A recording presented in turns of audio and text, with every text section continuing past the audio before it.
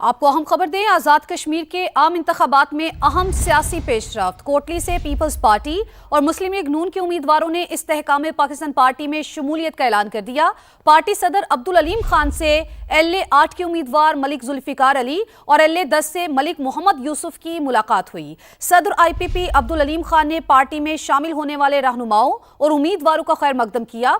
कहा, आज़ाद कश्मीर के मसाइल का देरपा हल करके महरूमियां खत्म करेंगे। बेहतर इंफ्रास्ट्रक्चर से रोजगार के मौके पैदा होंगे। आइंदा इंतखाबात में इस्तेहकाम पाकिस्तान पार्टी आज़ाद कश्मीर के इंतखाबात में भरपूर शिरकत करेगी। सदर IPP अब्दुल अलीम खान ने पार्टी में शमूलियत इख्तियार करने वालों को पार्टी परचम पहनाए। अब्दुल अलीम खान से आज़ाद कश्मीर के बल्दियाती नुमाइंदों, समाजी और सियासी रहनुमाओं ने भी मुलाकात की।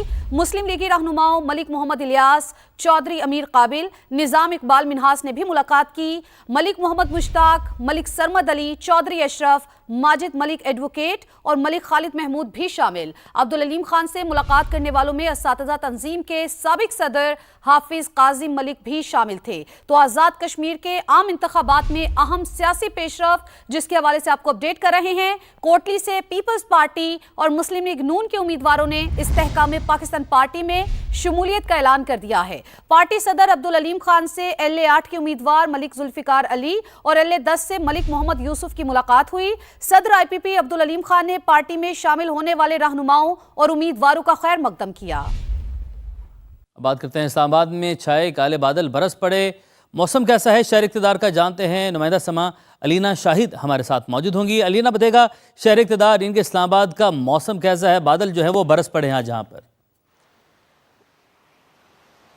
जी बिल्कुल, इस्लामाबाद के मौसम की अगर मैं बात करूं तो मौसम तो बेहद हसीन है और आपको हमारी सूरत हाल देख के भी लग रहा होगा, क्योंकि इस्लामाबाद के शहरी गुज़श्ता चंद दिनों से शदीद गर्मी के सताए हुए थे और बारिश के लिए ही तमाम तर लोग दुआगो थे। महकमा मौसमियात की जानिब से आज पेशगोई की गई थी और अब से कुछ देर पहले यहाँ पर मूसलाधार बारिश हुई है। तूफ़ानी हवाएँ, तेज़ बारिश से मुख्तलिफ मकामात पर पानी भी जमा हो चुका है और इस वक्त भी हल्की हल्की बारिश हो रही है। हवा इतनी तेज़ है कि यहाँ पर खड़े होना मुश्किल हो चुका है। और साथ ही क्योंकि महकमा मौसमियात की जानिब से पहले से अलर्ट्स भी दिए गए थे और ये भी कहा गया है शहरियों को कि वो एहतियाती तदाबीर पर अमल दरामद जो है वो यकीनी बनाएं। और साथ ही क्योंकि इस्लामाबाद के जो शहरी हैं वो इस मौसम को बेहद एंजॉय करते हैं, बहुत ही खूबसूरत मनाजिर हो जाते हैं ऐसे मौसम में। ठीक है अलीना, आपने हमें शहर इक़्तिदार के मौसम के हवाले से अपडेट किया और आपका बहुत शुक्रिया। रुख करेंगे खैबर पख्तूनख्वा का, जहां पर आसमानी बिजली ने तबाही मचा दी। खैबर में आसमानी बिजली गिरने से 2 बच्चे जाँ बहक, 3 जख्मी। दीरबाला में भी मदरसे पर आसमानी बिजली गिर गई, 20 तालिबात जख्मी हो गई हैं। वाक़े के फ़ौरन बाद मकामी अफराद ने इमदादी कार्रवाइयाँ शुरू कर दी। जख्मी तालिबात को इब्तदाई तिबी इमदाद के बाद अस्पताल मुंतकिल कर दिया गया। अहले इलाका की बड़ी तादाद अस्पताल पहुँच गई है। तो अपडेट आप तक पहुँचा रहे हैं खैबर पख्तूनख्वा से, जहाँ पर आसमानी बिजली ने तबाही मचा दी है। खैबर में आसमानी बिजली गिरने से 2 बच्चे जाँ बहक हो गए हैं, जबकि 3 बच्चे जख्मी हुए। जबकि दीरबाला की बात करें तो दीरबाला में भी मदरसे पर आसमानी बिजली गिर गई, 20 तालिबात जख्मी हुई हैं और बाकी के फौरन बाद मकामी अफराद ने इमदादी कार्रवाइयाँ शुरू की। जख्मी तालिबात को इब्तदाई तिबी इमदाद के बाद अस्पताल मुंतकिल किया गया। रुख करेंगे खैबर पख्तूनख्वा का, जहां पर आसमानी बिजली ने तबाही मचा दी। खैबर में आसमानी बिजली गिरने से 2 बच्चे जाँ बहक, 3 जख्मी। दीरबाला में भी मदरसे पर आसमानी बिजली गिर गई, 20 तालिबात जख्मी हो गई हैं। वाक़े के फ़ौरन बाद मकामी अफराद ने इमदादी कार्रवाइयाँ शुरू कर दी। जख्मी तालिबात को इब्तदाई तिबी इमदाद के बाद अस्पताल मुंतकिल कर दिया गया। अहले इलाका की बड़ी तादाद अस्पताल पहुँच गई है। तो अपडेट आप तक पहुँचा रहे हैं खैबर पख्तूनख्वा से, जहाँ पर आसमानी बिजली ने तबाही मचा दी है। खैबर में आसमानी बिजली गिरने से 2 बच्चे जाँ बहक हो गए हैं, जबकि 3 बच्चे जख्मी हुए। जबकि दीरबाला की बात करें तो दीरबाला में भी मदरसे पर आसमानी बिजली गिर गई, 20 तालिबात जख्मी हुई हैं और बाकी के फौरन बाद मकामी अफराद ने इमदादी कार्रवाइयाँ शुरू की। जख्मी तालिबात को इब्तदाई तिबी इमदाद के बाद अस्पताल मुंतकिल किया गया। सनह कहना ने एक ही घर की तमाम खुशियाँ छीन ली। एक माँ की गोद से 3 मासूम बच्चे हमेशा के लिए बिछड़ गए। चौथा बेटा अस्पताल में जिंदगी की जंग लड़ रहा है। घर से निकलते वक्त बच्चों ने सिर्फ इतना कहा था कि अम्मी दाल चावल बना कर रखना, ट्यूशन से आकर खाएंगे, मगर वो मासूम वापस कभी ना लौटे। इस दिलखराश कहानी की मज़ीद तफसीलात सामिया सईद से। सानहा कहना पाकिस्तान की तारीख का एक और स्याह बाब, जिसमें 14 बच्चे जाबहक हो गए, 14 घरों के चिराग बुझ गए। मैं इस वक्त एक ऐसी माँ के साथ मौजूद हूँ जिसने अपने बच्चों को बड़े प्यार से तैयार किया और उसके 3 बच्चे इस सानहे की नज़र हो गए। अरूज, अब्दुल्ला और ईमान की वालिदा सोनिया मेरे साथ मौजूद हैं। उनसे बात करने की कोशिश करते हैं, क्योंकि हम देख सकते हैं कि रो रो के उनके अब आंसू भी खुश्क हो गए हैं। जाते वक्त कह के गए मामा हमारे लिए मसर चावल बनाओ, हमने आके खाने अकेडमी से और नहीं नसीब हुए खाने। अच्छा, क्या आपको नहीं पता था कि जिस ट्यूशन सेंटर में बच्चों ने जाना था वहाँ पे छत बन रही है या वहाँ पर काम चल रहा है? नहीं, मुझे कुछ नहीं पता। मुझे पता होता तो मैं छुट्टी करवा लेती, मुझे नहीं पता था। वो तो उस्ताद को चाहिए ना, टीचर को, कि छुट्टी दे दे बच्चों को। मैं घर बना रही हूँ, छत डाल रही हूँ, लेकिन उस्ताद ने भी ये नहीं सोचा मासूम बच्चों की जान लेनी। मुझे मेरे बच्चों के अलावा से कुछ नहीं पता। मेरे पास बच्चे मेरे बच्चे कल से मुझे नहीं मिले। मैंने एक दिन 3 बच्चे हमने हाथों से दाने। मुझे नहीं हौसला आता, मुझे नहीं देखे जाते मेरे बच्चे। जी बिल्कुल, इनकी गुफ्तगू आपने सुनी और इंतहाई दिलखराश मनाजिर हमें यहाँ पर देखने को मिल रहे हैं। सफ़े मातम बिछी हुई है और सोनिया जो हैं, इनके 3 बच्चे इस सानहे में जाबहक हो चुके हैं, जबकि एक बेटा मुर्तज़ा इस वक्त हॉस्पिटल में ज़ेरे इलाज है। और इनकी बस यही बता रही हैं कि इनका घर जो है अब वो वीरान हो चुका है। 9 बच्चे जो हैं वो उसको कब्र के हवाले कर चुके हैं। कलम पकड़ने की उम्र थी और कलम पकड़ने ही ट्यूशन गए थे, लेकिन उन्हें नहीं मालूम था कि वो उनका एक आखिरी सफ़र होगा। जी सामने अपडेट कर रही थी। एक ही लम्हे में एक घर के 2 चिराग बुझ गए। 5 साल का इर्तिज़ा और 6 साल की रमशा भी उन्हीं मासूम बच्चों में शामिल थे जो वापस अपने घरों को ना लौट सके। अहले खाना का इल्ज़ाम है कि अगर इमदादी कार्रवाइयाँ बर वक्त शुरू होती तो शायद कुछ जानें बचाई जा सकती थी। तफसीलात बता रहे हैं दानियाल उमर अपनी रिपोर्ट में।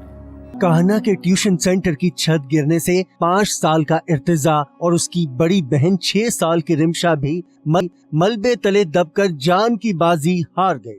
दोनों बहन भाई सिर्फ 1 माह पहले ही ट्यूशन सेंटर में दाखिल हुए थे।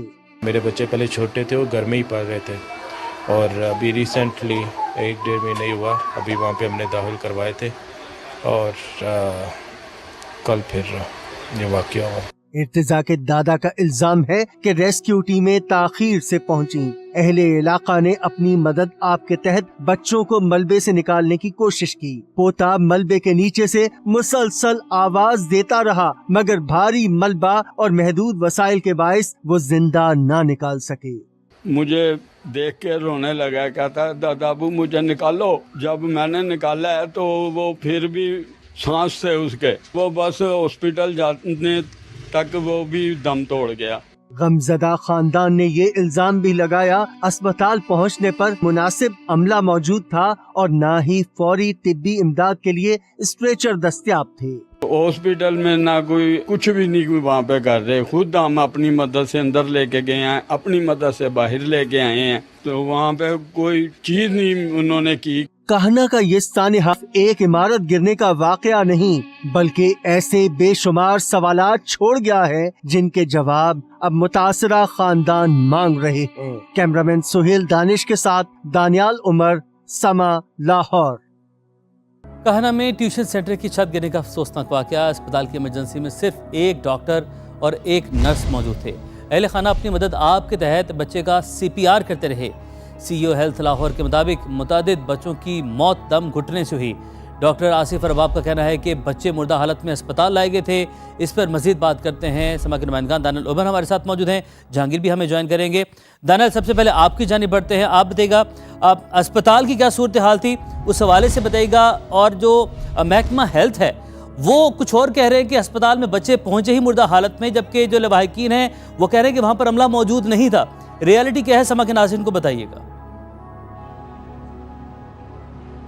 देखिए उमैर, एक फुटेज सामने आई है उस वक्त की जब अस्पताल में उन बच्चों को लाया गया जो कि बच्चे इस दुनिया से जा चुके थे, या फिर वो अस्पताल में आकर उन्होंने दम तोड़ा, और साथ ही वो बच्चे भी इस फुटेज में देखे जा सकते हैं जो कि ज़ख्मी हैं। ये उस वक्त की इनिशियल फुटेज है जिस वक्त ये वाक़या जो है वो पेश आया था। इस फुटेज के अंदर ये देखा जा सकता है कि एक जो फैमिली है उसका एक मेंबर अपने बच्चे को खुद CPR दे रहा है। वहाँ पे अमला जो है वो हमें कम नज़र आ रहा है, वहाँ पे सिर्फ एक खातून डॉक्टर जो हैं वो नज़र आ रही हैं और एक नर्स नज़र आ रही हैं, क्योंकि इतने सारे पेशेंट्स को अचानक से ऐसी ट्रेजेडी हुई है, इतनी बड़ी तादाद में एमरजेंसी से लोग आ रहे हैं। रेस्क्यू 1122 आपको इन्फॉर्म कर रहा है, तो फिर अस्पताल के अंदर अमला मौजूद क्यों नहीं था कि वो इन तमाम तर चीज़ों को डील कर सकता।